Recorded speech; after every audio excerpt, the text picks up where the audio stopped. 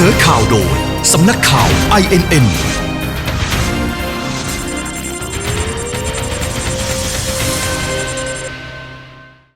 นาฬิกามาติดตามข่าวกับดิฉันปริชาแจ้งโรจน์จากสำนักข่าว INN ค่ะพิษพายุโพดุลซัดถนนเชื่อมต่อระหว่างหมู่บ้านขาดชาวบ้าน6หมู่บ้านของตำบลภูเหล็กอำเภอบ้านไผ่จังหวัดขอนแก่นเดือดร้อนหนักชาวบ้านนับพันรอหน่วยงานที่เกี่ยวข้องเข้าช่วยเหลือค่ะ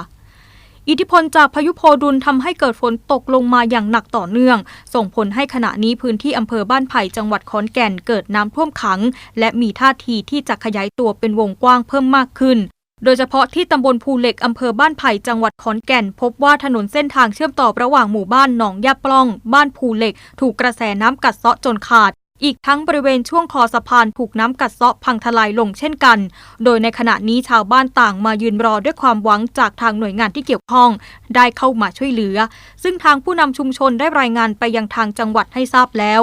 ทั้งนี้เส้นทางดังกล่าวที่ถูกน้ำกัดเซาะนั้นสร้างความเดือดร้อนให้กับชาวบ้านที่ต้องใช้ในการเดินทางทั้งหมด6หมู่บ้านของตำบลภูเหล็กอย่างมากและจากกระแสน้ำที่เชี่ยวกราดยังคงกัดเซาะในจุดที่ขาดได้ทรุดลงอย่างต่อเนื่องด้วย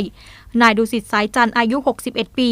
ชาวบ้านภูเหล็กบอกว่าฝนจากพายุโพดุลตกลงมาในพื้นที่อย่างต่อเนื่องค่ะตั้งแต่เมื่อคืนที่ผ่านมาโดยชาวบ้านก็ได้เฝ้าระวังความปลอดภัยในชีวิตและทรัพย์สินของตัวเองจนกระทั่งช่วงเช้ามืดที่ผ่านมาพบว่าถนนเส้นทางดังกล่าวถูกน้ำกัดเซาะจนขาดคอสะพานก็ถูกน้ำกัดเซาะทำให้ประชาชนสัญจรไปมาไม่ได้เพราะยังไม่มีหน่วยงานเข้ามาให้การช่วยเหลือแต่อย่างใดนอกจากนี้ยังมีถนนอีกหลายจุดที่ถูกน้ำกัดเซาะเช่นเดียวกันค่ะด้านของสมชัยนะคะชี้ว่าประเด็นการเป็นสสของไพบูลย์ต้องรอกกต.พิจารณาอย่างชัดเจนรับไม่เคยมีมาก่อนไม่มีแนวทางเปรียบเทียบได้ค่ะนายสมชัยศรีสุทธิยากรอดีตคณะกรรมการการเลือกตั้งหรือกกต.กล่าวถึงกรณีนายไพบูลย์นิติตะวันหัวหน้าพรรคประชาชนปฏิรูปและสมาชิกสภาผู้แทนราษฎรหรือสสแบบบัญชีรายชื่อพรรคประชาชนปฏิรูปได้ยื่นต่อกกต.เพื่อยุติการดำเนินงานพรรคการเมืองของตนเองว่าเรื่องนี้ปัญหาอยู่ที่ความชัดเจนของกฎหมายแต่ความชัดเจนมี2ประเด็นค่ะคือการยุบพรรคสามารถทำได้ถ้ากรรมการบริหารพรรคมองว่าการดำเนินการของพรรคการเมืองไม่สามารถเดินหน้าได้ 2. สถานภาพของนายไพบูลย์ยังคงเป็นสสแต่ต้องหาพรรคใหม่สังกัดให้ได้ภายใน60วันมิฉะนั้นจะหมดสภาพการเป็นสสซึ่งการดำเนินการหลังจากนี้ไม่มีใครทราบได้เพราะไม่เคยมีกรณีแบบนี้มาก่อนไม่มีแนวทางปฏิบัติค่ะอย่างไรก็ตามคำตอบทั้งหมดจะเกิดขึ้นเมื่อกกต.ประกาศในราชกิจจานุเบกษาว่ายุบพรรคประชาชนปฏิรูปและนายไพบูลย์ไปสมัครเป็นสมาชิกอีกพรรคการเมืองหนึ่งและพรรคการเมืองนั้นส่งเรื่องมายังกกต.ดังนั้นกกต.จึงจะพิจารณาได้ว่านายไพบูลย์จะประกาศการเป็นสสของพรรคนั้นได้อย่างไรส่วนคะแนนของพรรคประชาชนปฏิรูปกกต.ก็จะต้องมีการพิจารณาว่าจะต้องดำเนินการอย่างไรตนเองเคยให้ความคิดเห็นไปว่าเมื่อมีการยุบพรรคคะแนนของพรรคประชาชนปฏิรูปก็จะไม่นำมานับและนำคะแนนทั้งประเทศมาคำนวณใหม่ซึ่งอาจจะมีผลได้หรือผลเสียกับพรรคการเมืองบางพรรคค่ะ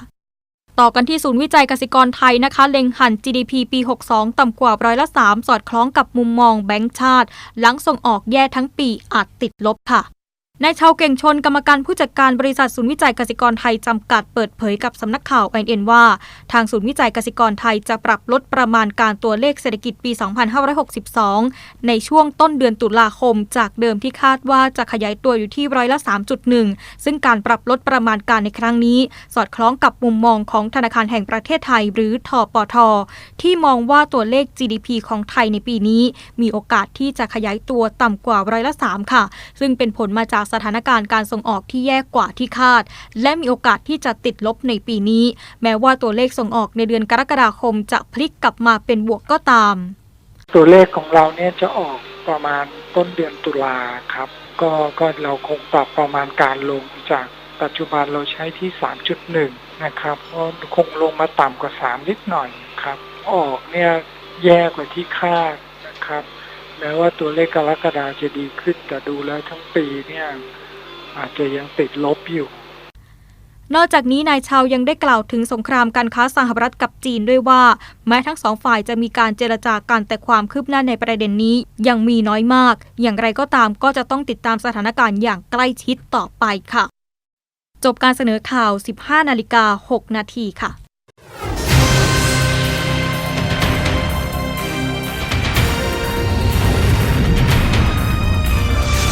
เสนอข่าวโดย สำนักข่าว INN